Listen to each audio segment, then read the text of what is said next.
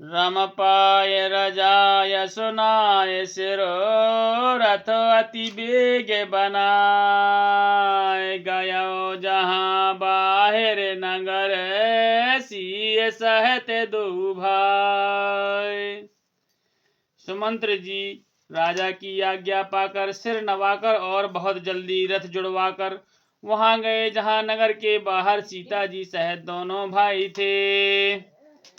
तब सुमंत्र नप बचन सुनाए कर बिनती रथ राम चढ़ाए। चढ़े रथ सिय सहित दो भाई चले हृदय अवधाई सिरोनाई।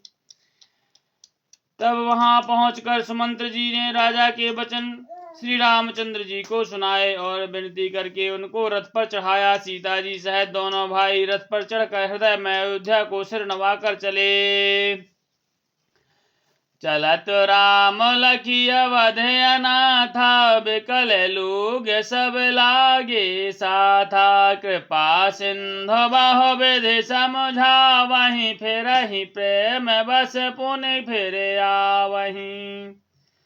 श्री रामचंद्र जी को जाते हुए और अयोध्या को अनाथ होते हुए देखकर सब लोग व्याकुल होकर उनके साथ हो लिए। कृपा के समुद्र श्री राम जी उन्हें बहुत तरह से समझाते हैं तो वे अयोध्या की ओर लौट जाते हैं, परंतु प्रेम बस फिर लौट आते हैं। लागत अवध भयावन भारी मानहु काल रात अंधियारी। घोर जंतु सम पर नर नारी डर पहिए कहीं एक निहारी।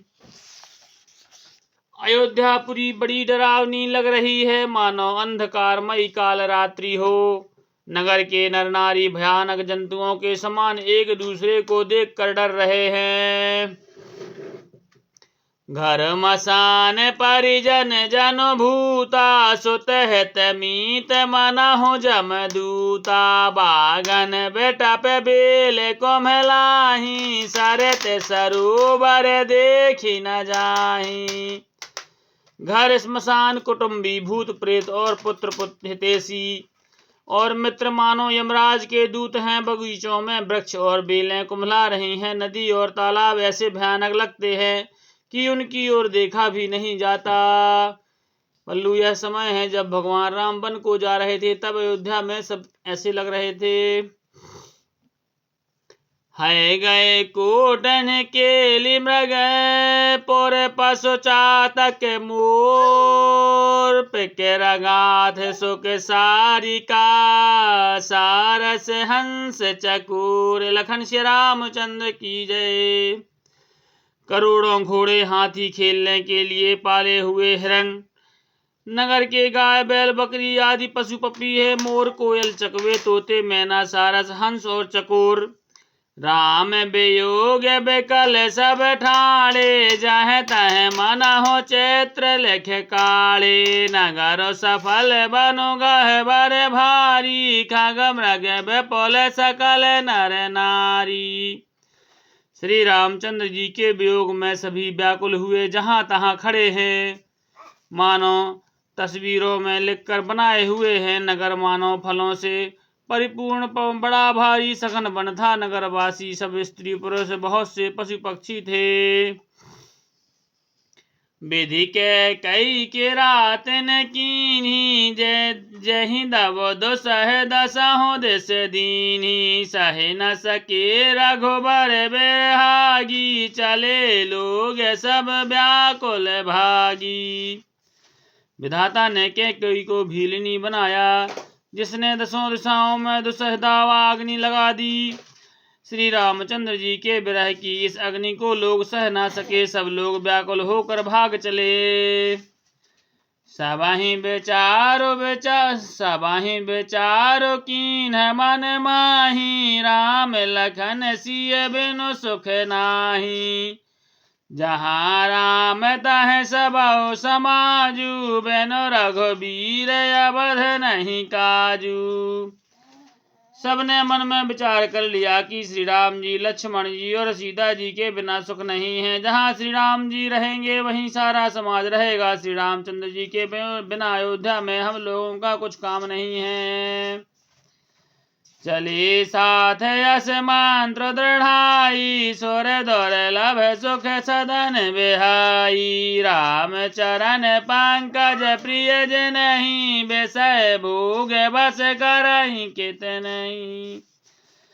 ऐसा विचार करके देवताओं को भी दुर्लभ सुखों से पूर्ण घरों को छोड़कर सब श्री रामचंद्र जी के साथ चल पड़े। जिनको श्री रामचंद्र जी के चरण कमल प्यारे हैं, उन्हें क्या कभी विषय भोग बस में कर सकते हैं। बालक वृद्ध विहाय ग्रह, लगे लोग सब साथ। तमसा तीर निवास किए, प्रथम दिवस रघुनाथ। लखन श्री रामचंद्र की जय। बच्चों और बूढ़ों को घरों में छोड़कर सब लोग साथ हो लिए। पहले दिन श्री रघुनाथ जी ने तमसा नदी के तीर पर निवास किया। रघुपति प्रजा प्रेम बस देखी, सदैव हृदय दुख भयो विसेखी। करुणामय रघुनाथ गोसाई, बेग पाए अहि पीर पराई। प्रजा को प्रेम बस देखकर श्री रघुनाथ जी के दयालु हृदय में बड़ा दुख हुआ। प्रभु श्री रघुनाथ जी करुणामय है, पराई पीड़ा को वे तुरंत पहचान जाते हैं। कहे स प्रेम मृदु बचन सुहाए, बहुविध राम लोग समुझाए। किए धर्म उपदेश घनेरे, लोग प्रेम बस फिरहि न फेरे।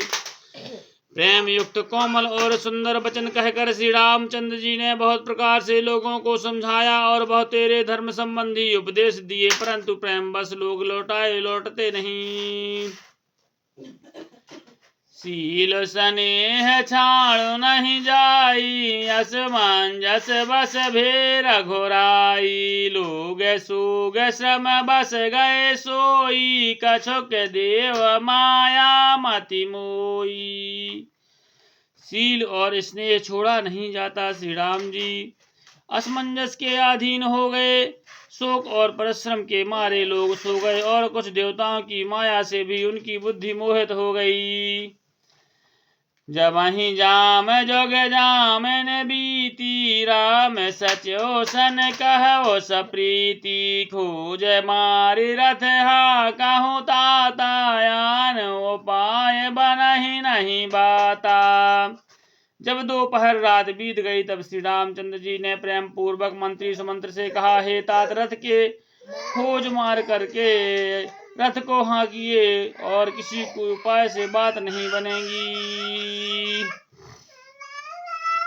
राम लखन सिय जान चढ़े, शंभु शरण सिर नाय। सचो चलायो तुरत रथ, इत उत खोज दोराय। लखन श्री रामचंद्र की जय।